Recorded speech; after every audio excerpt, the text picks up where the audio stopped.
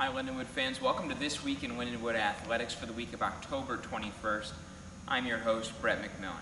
Let's start off with Lindenwood football today. They lost again this past week. They're 3-4 overall, 2-4 in the MIAA after falling 52-21 to Emporia State.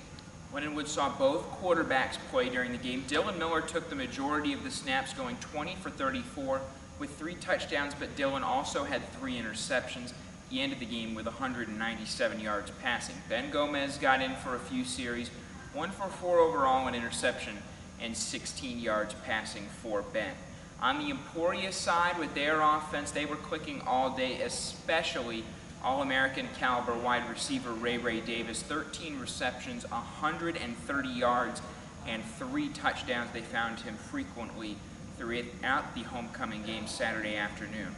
Total offensive yards in that game, 561 for Emporia, 254 for the Lindenwood Lions. Pierre Desir did have an interception, though. That was one of the bright spots for Lindenwood. They'll take on Washburn this coming Saturday. You can hear that game on 89.1 The Wood throughout the St. Louis area. Field hockey is 4-8 overall. They got a big win on Senior Day against Bellarmine College, 6-2 on Sunday. Seniors scored 3 of the 6 goals. Christy O'Connor scored 2 of those 3. She's a senior this year. Lindenwood field hockey will play its final home game October the 25th against Newberry College. Number 7 men's soccer is still rolling as it nears the end of its season. 12-0-1 overall, 5-0-1 in the conference. They picked up a 1-0 win Saturday at Harding in Searcy, Arkansas. Eris Newkick scored his 10th goal of the season on the 35th minute of that game, and then the two teams would play 80 scoreless minutes following. Harding had just 4 shots throughout the ball game. Up next for Lindenwood men's soccer will be a non-conference match against the GLVC's Truman State, and then men's soccer will be home against Upper Iowa on Saturday.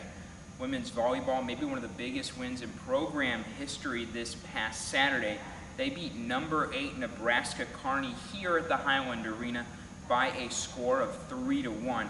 UNK took the first set, but then the LU women stormed back and took the final 3 sets of the match to win 3-1. Freshmen Shannon Doyle and Sarah Makowski each had double figures in the kill numbers.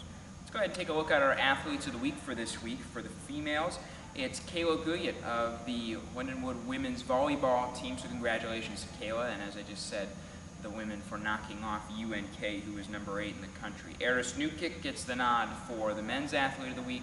He had a game-winning goal in each of soccer's games this past week. Game of the week will be this Saturday. Lindenwood men's soccer takes on Upper Iowa. If they win, they can do no worse than clinch at least a partial share of the MIAA conference title for the 2nd straight year in a row.